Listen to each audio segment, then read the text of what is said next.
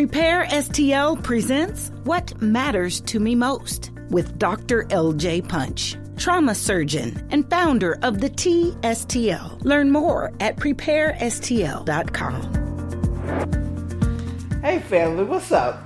It's so good to see you. I'm Dr. LJ Punch, and we are at the T, a community of health working to reduce the impact of trauma in the St. Louis region. And today on What Matters to Me Most, I had some heavy things on my mind. You know, our experience of COVID is going to be defined by the way in which we support the people who are the most vulnerable among us. And I couldn't think of anyone better to bring that to life than my friend Sean Gold, an advocate for the differently abled community. Now, I invited Sean to the T to enlighten me, but we did things a little different this time because for Sean, getting to the T and exposing himself to transportation, outdoor, and even me and the public is just not something that was safe for him. So we're going to have him join us by your favorite, Zoom. Yeah, we're going to keep it live on Zoom. Sean is so powerful and so exciting. He's going to get his points across great. So join me now as we talk to Sean. What matters to me most? Sean Gold, how are you, brother? What is going on? It's been a minute. You know, we worked together, what, has it been like 2.5 years ago when we did a TEDx talk at the same time and I got to know lots about you?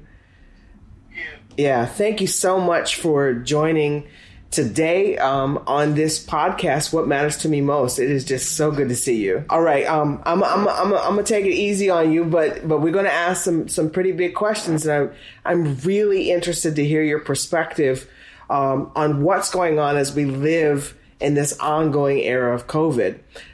First, I want to talk about home. You're joining me from home right now, right? How has COVID changed your relationship with your home? I'm a homebody, so I love it. I know I don't like that COVID exists. I hate that I haven't seen my best friends in over a year, but it's opened up so many opportunities for me. I finished my book that's going to be out in April. A celebrity that I admire watched my TED Talk, and she shouted me out in her YouTube channel. And I made videos for nonpartisan voting organizations. My biggest fear is going back to normal because normal in America means no accessibility. Wow. So I'm hearing books, I'm hearing podcasts, I'm hearing civic engagement. And in a way, what I'm hearing, Sean, is that the home has become a place of power for you. But I'm also hearing the ways in which that's not always the way it is. How do you see COVID impacting access to support and services for people who are differently abled? How do you see that impacting access to the care for COVID? My services haven't been affected too much. I'm not getting any audio. I'll say it again. I love it. It's not so sad that it took a deadly. It's so sad that it took a deadly pandemic to have the accessibility that I dreamed of. So what I'm hearing, Sean, is what I've heard from so many people when we think about the impact of COVID, which is that even though we might have a certain set of choices, a certain plan, that we are so impacted by the choices of the people around us. And when your day-to-day life is really, really dependent on people to help and show up healthy to help, I can see how COVID has changed things for you. Let me ask a little bit more specifically around COVID treatment and the vaccine.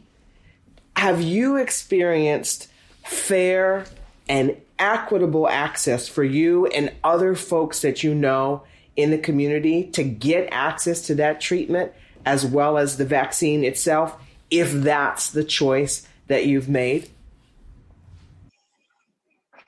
I haven't been seeing any stories being about not having access to it. However, many people in the disability community are saying that we should have been top priority to get it. I felt different about it. In my mind, us getting it first sends a scary message. We already know the world barely values us. So if we get it first and there's something wrong with the vaccine, it causes more deaths then that's okay because able-bodied people already value us the least. However, I know people who are my colleagues that got it and they said it was fine and it's worth it. Wow. So you've got on the one hand, right, the truth that, it's not just your life, but the people who help you that are potentially bringing COVID into your home. And at the same time, that there are a lot of unknowns, even still now, about how we can prevent COVID and what role the vaccine might have. And so that tension is a tension I've seen in so many different folks, not just for folks in the differently abled community. How do we balance, right? Sean, how do we balance? You're a smart guy, okay? How do we balance those personal choices that we make with the greater well-being of our community? Well, clearly looking at other countries and how they got rid of the virus didn't fix this. Honestly, at this point, I'm not so sure. I'm grateful to see these numbers finally both slow down and decrease, but I hate to see this able-bodied privilege that kept us in this pandemic longer than necessary. If non-essential businesses choose to open up, then okay, fine. I can understand how closing up for months and months can hurt them. However, these people that are complaining about the swabs up their nose should be glad that it's only a few seconds. No, I haven't been tested, but I've had worse. Part of me laughs about it because it's not even a minute. Years before COVID, I had to have an emergency bowel obstruction surgery 2 times. And both times they had to put a tube down my nose all the way into my stomach and had to keep it in for over 2 weeks. I understand the complaints over it, but it's hilarious. Sean, you are smart and a comedian always. I don't know how you find a way to find the light in trying circumstances. Tubes in your nose, surgery on your bowel, day to day, your struggle just to get air. I feel you. I feel as a physician, I feel you and I understand. But that term, able-bodied privilege, wow. Let's unpack that. And I'm going to ask you, Sean, go with me a little bit and we'll take as long as it takes for you to help me with this answer. What does that mean? And what are the things in your body that you can't necessarily take for granted are going to happen? Tell me more about the ways in which you're differently abled. I take 2 times as long to do everything.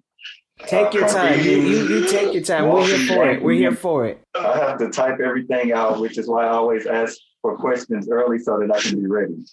I have to make sure I get accommodations for myself to make it go faster for everyone. I'm being mindful of everyone's time. So I'm gonna change up a little, and I want to ask you this, okay? What has you scared right now, Sean? I was really scared in the beginning last year, honestly at night, because I can't seem to sleep since I overthink. It gave me such anxiety, and it made my anxiety harder than it already is. My best friend had it twice, and the second time was in between her getting the first and second vaccine. And this time it actually collapsed her lungs. They did some procedure to inflate it back some, but that's all that could be done. Just hearing that and knowing what she went through makes me know that I definitely wouldn't survive it. I don't know what's worse, the chance of me contracting the virus or the fact that I had to come to peace with the fact that I might not survive it if I do. This will sound morbid, and I apologize in advance, but I've come to peace with that reality. My friends and family especially might be upset to know that I'm in that mindset, but I'd rather be at peace with myself and my God about it than to be like I was when the pandemic began. We'll be right back.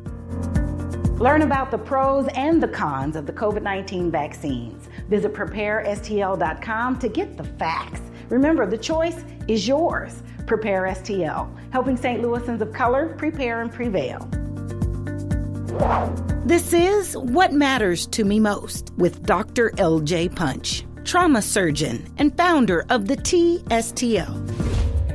Sean, I am so proud of you. Do you know how many people have not even begun to make their peace mentally with what COVID is doing to all of us in terms of our anxiety, depression? That is quite possibly even a bigger impact of this pandemic than what it's doing to our bodies in terms of infection. So you are thriving, Sean. Even in the middle of your fear and your anxiety, you are thriving. And that's the energy. That's what I love about you. And that's why I was so excited to have you share with me today. So let me ask you something else, okay? Because I know this, if that answer was good, this is going to be really good. What has Sean hopeful right now? I think that knowing that there is a cure for this in the form of vaccine is great. Unfortunately, the country isn't obedient enough to stay at home like other countries did. They got rid of the virus and we're still in the middle of it. So if the lockdown was too hard for people, which shows able-bodied privilege at its finest, then I have hope in the vaccines. So even something that I know you shared with me before has a lot of unknowns. For you, the benefits of the vaccine to possibly bring down the levels of virus is a point of hope, because it's going to get us back to a place where moving around and being in contact is not as problematic as it was in the beginning. However, we still probably have many, many months of this pandemic left, maybe even a year. In fact, sometimes I worried COVID is here to stay. And so it's going to be really important we continue to communicate transparently at the city, state, federal government level. Where have you seen, I can imagine what you're going to say, but where have you seen some opportunities to improve in terms of the way our country has dealt with this pandemic? It's a mess. Our local and state government are the most trusted in this pandemic, in my opinion. The House is definitely, without a doubt, more transparent than our Senate. On Friday, my colleagues and I had the virtual rally where we got on Zoom 3 to 4 times, meeting with many representatives and their assistants. We discussed bills we desperately need to pass in the House and Senate, and they are critical bills for us. There's another one later this month that I've signed up to do, so I'm looking forward to that too. Sean, you in the streets, virtual rally, taking it to the government. I love it. This is what I'm talking about. This is what I'm talking about. You know, you serve your community, you serve our whole community in so many ways. How do you think the vaccine might impact the groups that you work with the closest, the ones that you hold in your heart and fight for every day? How do you see the vaccine impacting that group? I know I said that I love how everything is virtual, but I really miss my friends. We would be able to get more done in person and be actually in Jeff City more often. Being an activist or advocate also comes with being a community organizer, and we can only do so much on Zoom. Like right now, I'm organizing a cerebral palsy panel using Zoom's webinars, and to have that in person would have been great too. Also, I can't have a book release event in person next month. Hopefully in June, but that's not guaranteed. It sounds like COVID needs to go on and get out of the way for you, Sean, because you got work to do. I love it. Advocacy, writing, communicating, educating. It's everything that I love about community, and it's everything that you represent to the people that you serve. Thank you so much for taking the time to share with me. I want to say it again. I am so proud of you. Sean, it's a year later and you're here. It's a year later and you have found a way to persevere in the midst of something so unreal. What matters to me most? Yeah, what really moves me is that someone whose body is one of the most vulnerable bodies among us has found a way to still fight and advocate in the middle of a year that has caused so many of us to not function the way we want to function. I mean, this guy is supercharged from his home with his team of caregivers, making sure the message continues. This is an example to me of the kind of perseverance we all are going to need as we strive to thrive in the era of COVID-19. What matters to me most is a presentation of Prepare STL. Prepare STL is a collaboration powered by the Missouri Foundation for Health in partnership with the Regional Health Commission, the City of St. Louis, St. Louis County, and other community health organizations to help prepare all St. Louisans for the effects of the COVID-19 response, how to stop its spread, and how to survive the pandemic physically, emotionally, and economically.